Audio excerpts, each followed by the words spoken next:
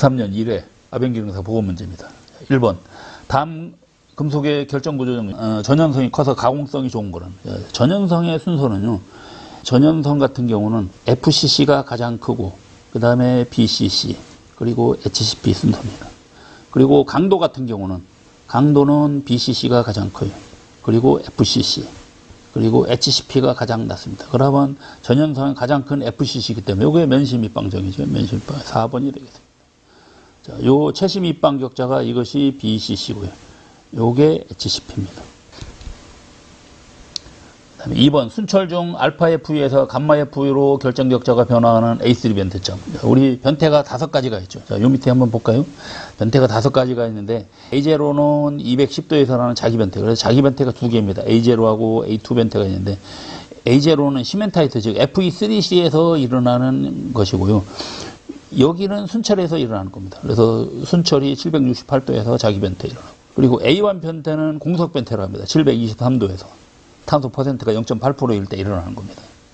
그리고 A3와 A4가 이것이 동소 변태입니다. 즉 결정 구조가 변하는 거예요. 지금 여기에 이거거든요. 결정 격자가 변하는데 자, 알파에서 이렇게 감마로 변하는 A3 변태점이기 때문에 A3 변태점은 910도가 되겠죠. 3번 FEC 평행 상태에서 공석점. 자, 공석점 아까 요거네요. A1 변태가 해당되는 겁니다. 여기에서 일어나는 것이 바로 0.8% 이것이 이제 공석이죠. 그래서 공석강이다. 우리 FE3C 상태도에는 이런 반응이 3가지 반응이 있죠. 공석이 지금 있고 공정이 있고 또 포정이 있습니다. 포정은 상당히 높은 온도에서 일어나요. 근데 포정은 거의 평상시에 존재할 수 없는 상태이기 때문에 그다지 중요하지 않고 이 2가지는 중요합니다. 공정과 공석은. 4번 다음 중 형상기호가끔에 관한 설명으로 틀린 것은 자, 형상기호가끔 같은 경우는 반드시 마텐자이트 변태를 해야 됩니다. 그렇다고 해서 마텐자이트 변태를 했다고 해서 모두 형상기호 효과를 나타내는 건 아닙니다. 예를 들어서 우리 일반 간 같은 경우 당금질을 하면 마텐자이트 조직이 나오거든요. 그런데 그것이 형상기호 가끔은 아닙니다. 그래서 3번이 틀린 거라고 보면 됩니다. 그래서 이렇게 형상기호 가끔에 나타나는 그 마텐자이트는 이런 열탄성형 마텐자이트입니다. 그냥 일반 마텐자이트가 아니고 그래서 열에 의해서 탄성적으로 원래대로 돌아가고 할 수 있는 마텐자이트다. 그 다음 5. 물, 얼음, 수증기가 평형을 이루는 삼중점. 자, 우리가 F는 N-P 플러스 요 2 이렇게 계산하죠. 이때 2는 이게 물일 때고 금속일 때는 F는 N-P 플러스 1입니다. 이거는 금속이에요. 근데 지금 물이기 때문에 이것만 갖고 계산하면은 N이 성분이기 때문에 물은 하나죠. 그리고 상은 지금 물, 액체, 그 다음에 얼음이니까 고체, 이거 기체. 그러면 상이 3개가 존재하죠. 그러면 1-3 플러스 2니까 0이 나오겠죠. 그래서 자유도는 0이 된다. 1번이 되겠죠. 자, 6번. 마그네슘 및 마그네슘 합금의 성질에 대한 설명으로 옳은 것은 마그네슘의 열전도는 우리 알미늄보다 높다? 아닙니다. 더 떨어지죠. 그 다음에 전기전도도 떨어지죠. 그 다음에 마그네슘보다 알미늄의 비강도가 우수하다? 이거 반대입니다. 마그네슘이 더 우수합니다. 그래서 요 알미늄이 비강도가 우수한 것이 아니라 마그네슘이 더 우수해요. 이때 이 비강도라는 얘기는 이렇게 되는 겁니다. 비중 대비 강도입니다. 강도. 우리 아마 어딘가는 뭐라도 기출문제가 이런 게 있었을 겁니다. 비강도 구하는 식. 그래서 마그네슘 합금이 강도 자체는 알미늄보다 좀 낮아요. 그렇지만은 비중이 가볍기 때문에 그래서 그 강도를 비중으로 나눠서 계산을 해보니까는 알미늄보다 훨씬 우수하다는 겁니다. 그래서 3번도 틀렸고요. 그래서 마그네슘 합금이 더 우수한 겁니다. 그 다음에 마그네슘은 알칼리에는 잘 견디나 산이나 염수에는 약합니다. 그래서 이건 맞아요. 4번이 정답이다. 그 다음에 7번 금속의 결정 구조에 대한 설명으로 옳은 것은 결정체를 이루는 각각의 결정을 결정입계라고 한다.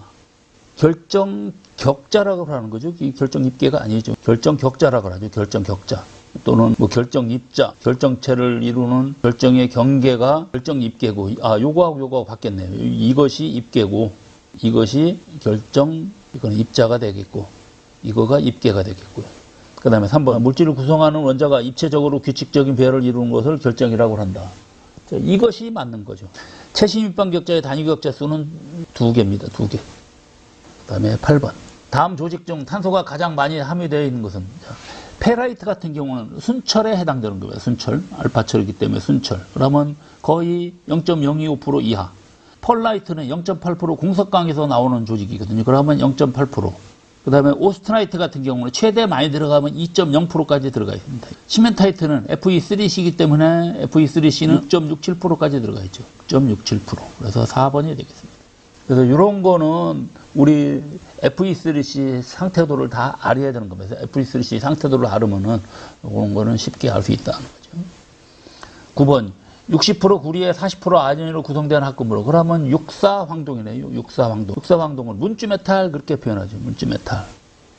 길딩은 5% 들어가 있는 겁니다. 아연이 5%. 그 다음에 모넬이나 콘스탄타는 전부 다 니켈이 이렇게 들어가는 거예요. 모넬과 콘스탄타는.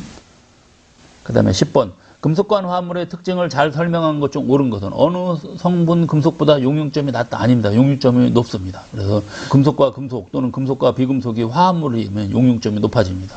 그 다음에 경도도 높아져요. 결합력이 약해서 취약하다. 이게 맞는 거예요. 이게. 그래서 이게 금속과 화합물이 되면 잘 깨지죠. 3번이 맞는 거네요.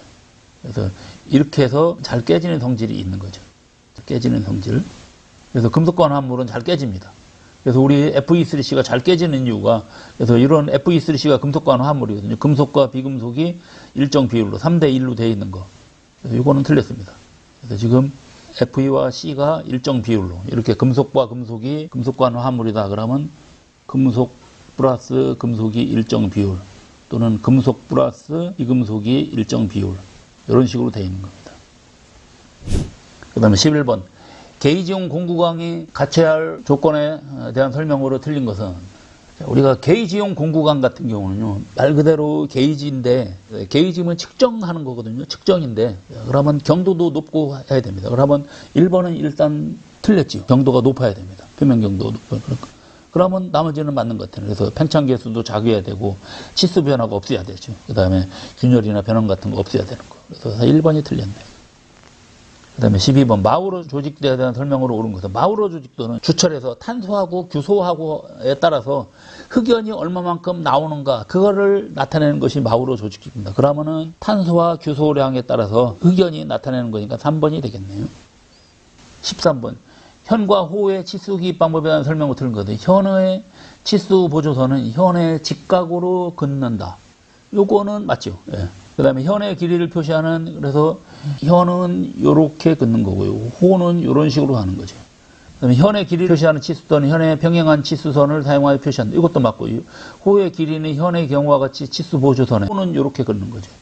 그 다음에 호의 길이를 표시하는 치수선은 호의 평행한 치수선을 사용하여 표시한다. 이렇게 표시하지 않았죠. 역시 치수는 원호로 사용한다. 그렇죠. 원호로. 그 다음에 14번. 상면도라고 하면 물체를 위에서 내려다. 상면도 위에서 쳐다보는 거. 보통 우리 주택 같은 거 나타내는 거 평면도라고 하죠. 평면도. 평면도를 상면도 그렇게 합니다. 그래서 위에서 보는 거지. 그 다음에 15번. 표면 거칠기의 값을 나타낼 때 10점 평균. 10점 평균 하면은 우리가 RZ입니다. RZ. 여기 RA는 중심선입니다. 중심선이고 RS는 없는 것 같아요. 없어요. 이런 거. 그 다음에 요거가 10점 평균이에요. 이것이 10점 평균이고, 요거는 최대 높이 거칠기입니다. 최대 높이. 16번. 도면에서 중심선을 꺾어서 연결 도시한 투상도는, 자, 지금 이렇게 보조로 꺾어서 나타내는 거기 때문에, 이런 거 보고 보조 투상도 그렇게 표현합니다. 17번. 다음 그림과 같은 투상도는, 지금 요거 같은 경우는 요 일부분만 이렇게 나타내는 거거든요. 요 부분만 나타내는 거기 때문에, 그래서 이런 거 보고 부분 투상도 그렇게 표현하죠. 부분 투상도. 18번. 다음 그림의 투상도에서 화살표 방향에서 보는 정면도는, 그러면 이쪽에서 바라본 거면 여기다가 표시해보면 이런 부분이 보이는 거죠. 요 부분, 요 부분, 요 부분이. 그러면 이렇게 표시되겠죠. 이렇게 이런 식으로 되겠죠. 그래서 여기가 1, 여기가 2, 여기가 3, 여기가 4 이렇게 되는 겁니다. 그러면은 자 3번이 되겠네요. 3번. 그 다음에 19. 제도의 기본 요건으로 적합하지 않은 것은 이해하기 쉬운 방법으로 표현한다. 정확성, 보편성을 가져야 한다. 그 다음에 표현의 국제성을 가져야 한다. 이것도 다 맞는 것 같습니다. 그 다음에 대상물의 표현과 함께 크기, 모양만은 아닙니다. 크기, 모양뿐이 아니라 표면 같은 거, 그 다음에 기본 재료 같은 거, 그런 거 모든 걸 다 나타내는 거죠. 도면에. 그래서 도면만 보고도 다 파악을 할 수 있게끔 하는 겁니다. 그래서 크기, 모양만 표현하는 건 아니다. 그 다음에 20. 금속의 가공 공정 기호가 올바르게 연결된 것은 줄 다듬질. 이거는 R이 아닙니다. 이거는. 줄 다듬질은 FF예요. 그 다음에 스크레이퍼 FS입니다. 브로치 가공 이게 BR이에요. 리머가 FR, 요거 맞습니다. 리머. 그 다음에 21번. 구멍의 치수가 50, 축의 치수가 50인데 여기는 이렇게 아래로 적은 것이 최소, 이것이 최대입니다. 근데 축의 치수는 최소가 요거고 최대가 이거예요. 이때 최대 잼세. 최대 잼세 하면은 그 축이 가장 큰 거하고 그 다음에 구멍이 가장 작은 거의 차이를 나타내는 겁니다. 그러면 축이 가장 클 때는 50.042가 되고 그 다음에 구멍이 가장 작은 거는 50.001이 되겠죠. 그래서 이렇게 빼면 됩니다. 그러면은 0.041 이렇게 된다. 이런 거 이때 최대 잼세다 그러면은 잼세는 어거지로 들어가는 거거든요. 그렇기 때문에 구멍은 작고 축은 커야 되죠. 그래야 축이 어거지로 이렇게 들어가는 상태를 나타내는 겁니다. 그래서 축은 크고 구멍은 작고 이렇게 된다는 얘기죠. 22번. 다음 그림과 같은 단면도는 자, 전체를 반위로 자른 거죠. 전체를 반위로 잘라서 이렇게 나타내는 거. 그래서 이걸 보고서는 전체 단면도라고 하죠. 또는 전단면도. 보통 전단면도 또는 뭐 온단면도 그렇게 표현합니다. 그 다음에 23번. 침탄, 지라 등 특수가공할 부분을 표시할 때 나타내는 선으로 옳은 것은 자, 특수가공 부위, 예를 들어서 어느 특정 부분을 어떤 가공을 해야 된다. 그러면 그때는 1.3선으로 나타내는 겁니다. 1.3선. 이때 굵은 1.4. 요 4번이 이건네요. 그 다음에 25번. 다음 중 연속식 가일로가 아닌 것은 푸셔식은 계속 밀어넣는 연속식이고 피트식은요 땅바닥을 파갖고 거기다 이렇게 집어넣는 겁니다. 주로 그래서 얼처리할 수 있는 길다란 막대기 같은 거 이렇게 집어넣고 하는 거거든요. 그래서 피트식, 이거는 고정식이네요. 그래서 이렇게 일반 열처리에 사용하는 고정식인데 땅을 파서 이렇게 하는 겁니다. 땅을 파서 깊게. 그래서 일반 열처리 공장 가면 이걸 깊게 이렇게 파놨습니다. 그리고 위에서 뚜껑을 이렇게 덮어놓고 하는 겁니다. 그 다음에 26번. 산세 공정에서 텐션 레벨러의 역할과 기능이 아닌 것은 다 텐션 레벨러는 이렇게 생기는 겁니다. 예를 들어 롤러가 이런 식으로 있으면 스트립이 이렇게 지나가면서 그러면서 이렇게 좁은 굴곡에 의해서 나중에 나올 때 여기가 반드시 펴지게 하는 겁니다. 그리고 이렇게 지나가다 보면 어떻게 합니까? 이런 식으로 구부러지고 다시 이런 식으로 구부러지다 보면은 또 펴지기도 하면서 그 형상을 이렇게 잡을 수 있는 거거든요. 혹시 거기에 묻어있는 스케일 같은 것이 있으면 그런 것이 떨어져 나갑니다. 그러면은 1번 산세 탱크의 입측에 위치해서 후방 장력이 아니라 장력 부양하는 거는 요 레벨러가 하는 것이 아니라요. 장력은 루핑 피트라고 있어요. 루핑 피트. 그래서 요것은 틀렸습니다. 후방. 그래서 여기에 있네. 산세 라인에 장력을 부여하는 거는 루핑 피트라고 한다. 나머지는 맞습니다. 스케일 파괴, 형상, 그 스트립의 표면에 균열을 준다. 균열을 주니까 스케일도 파괴되고 하는 겁니다. 맞습니다. 그 다음에 27번. 가열로 연소가스 중 고로조 없이 부산물로 얻어지는 가스는 우리 제철소에서 나오는 가스가 세 가지가 있습니다. 보통 사용하는 가스는 예를 들어서 LPG부터 있죠. LPG는 액화 석유가스. 그 다음에 LNG는 액화 천연가스죠. 이거는 천연가스. 그 다음에 LDG라고 있습니다. LDG. 이거는 전로조업할 때 제강에서 나오는 전로가스고. 그 다음에 고로조업에서 나오는 거 있습니다. 고로조업에서 나오는 걸 보고 BFG 그렇게 표현합니다. 요거는 고로가스입니다. 그럼 3번이 답이죠. 예, BFG. 그 다음에 또 COG라고 있습니다. COG는 코코스 만들 때 나오는 걸 가스예요. 그래서 코코스 가스입니다. 이렇게 가스 5개. 그 다음에 28번. 아변시 소재의 힘을 가하면 아변이 가능한 조건을 접촉각과 마찰계수의 관계식으로 오는 것은 항상 마찰계수가 더 접촉각보다는 커야 됩니다. 그러면 1번이 되겠죠. 그래서 항상 마찰계수가 접촉각보다는 커야 된다. 그래야지 이제 밀려 들어가는 겁니다. 그래서 마찰력이 작으면 잘 안 밀려 들어가요. 그 다음에 29번. 비열이 0.9인 물질 100g을 20도씨에서 910도까지 오르는데 필요한 열량. 그러면 열량 구하는 식은요. 비열 곱하기 무게 곱하기 온도차입니다. 비열이 0.9. 그 다음에 무게가 100. 그 다음에 온도차가 910에서 20을 이렇게 빼는 거죠. 그래서 이렇게 되는 거죠.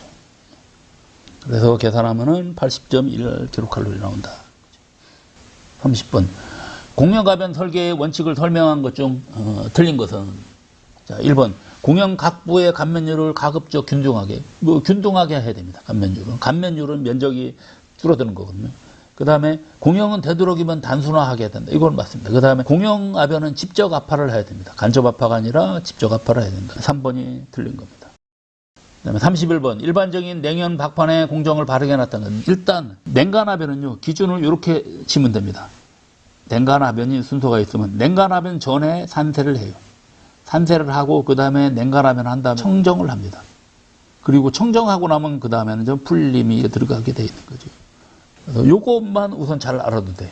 냉간하변 전에 산세를 하고 그 냉간하변 끝나고 나면 청정을 한다는 거죠. 그러면 지금 산세가 가장 앞에 있어야 되고 냉간하변 청정 그렇게 나가는 거죠. 3번이 되겠죠. 자, 32번. 후판하변에서 소재의 폭을 아변의 폭에 맞는 치수까지. 그래서 지금 후판하변에서 폭을 맞추는 작업이거든요. 그러면 폭내기 아변이 되겠네요. 폭내기 아변. 33번. 산세 작업 시 과산세를 방지할 목적으로 투입하는. 과산세 방지다 그러면 인히비터입니다. 이런 거는 산세액이고 과산세를 방지하는 것이 인히비터다 얘기죠. 34번. 냉간하변 시 도금 제품의 결함 중 도금 자국과 도유 부족이 있다. 도유 부족 결함의 발생 원인에 해당되는 거. 도유가 불량하다는 대부분 그 오일이 제대로 안 들어가 있다는 얘기죠. 그러니까 도유 부족이거든요. 그러면 논의 장력 부족 이거는 뭐 상관없는 거예요. 그다음에 하프로 이런 거는 그 기름하고는 상관없습니다. 그래서 4번이 맞네요. 오일을 뿌려주는 거에 노즐이 막혀갖고서는 제대로 안 뿌려주기 때문에 도유 결함이 발생한다. 그다음에 35번. 롤의 주속도가 20. 그 다음에 출축의 속도가 26이다. 선진율은 우리가 이렇게 칩니다. 소재가 이렇게 나간다면 이쪽이 입축이고 이쪽이 출축이면은 이쪽을 V1, 그 다음에 여기 지나간 데를 VR, 그 다음에 여기를 V2라고 하면 또는 뭐 V3, 여기를 V2라고 표현도 하거든요. V2는 VR 똑같고. 그래서 요 VR에 해당되는 거, 롤의 주속도입니다. 이것이 VR이고, 그 다음에 출축이니까 V3거든요. 그러면 이거의 속도식은 이렇게 되죠. 선진율이기 때문에. 그래서 VR분의 V3 빼기 VR 곱하기 100입니다. 그렇게 해서 계산하면은 여기가 26에서 밑에는 20이고 그 다음에 위에를 이렇게 계산하면은 30% 이렇게 나오고 그 다음에 36번 폭이 1500 두께가 120인 소재를 아변해서 폭이 1505 두께가 100mm가 됐다. 그러면 폭은 얼만큼 터졌는가? 폭이 터진 거는요 두께당 폭이 얼만큼 늘어나는가를 따지는 겁니다. 그러면 두께는 줄었죠. 그런데 폭은 늘어났죠. 그래서 그것만큼 나타내는 것이 폭 터짐 계수다 하는 거죠. 그래서 두께에서 빼고 120에서 100을 빼고 그 다음에 폭은 늘어난 걸 해야죠. 그래서 원래가 이렇게 되는 거죠. 그렇게 해서 이거를 계산하면은 0.025 이렇게 나옵니다. 이것이 폭 터짐 계수다 하는 거죠. 그래서 두께가 줄어들 때 폭이 얼마만큼 늘어나는가 그것이 바로 폭 터짐 계수다 하는 거죠. 37번 아변유의 특성 중 산가의 정의로 옳은 것은 우리가 산가 하면요. 시료 1g당 지방산을 나타내는 거예요. 그거를 중화시키려면 알칼리가 필요하거든요. 그래서 그 중화시키는 데 필요한 알칼리 수를 나타내는 거예요. 그러면 3번이 되겠네요. 3번. KOH 알칼리죠. 그래서 지방산을 중화시키는 데 필요한 알칼리. 여기 지금 거막가와 산가와 알칼리가 있습니다. 그래서 거막가 같은 경우는 1g을 검화시키는 데 필요한 KOH. 그래서 이것이 거막가고 그 다음에 요것이 알칼리가죠. 알칼리가. 3번이 산가죠. 3번이.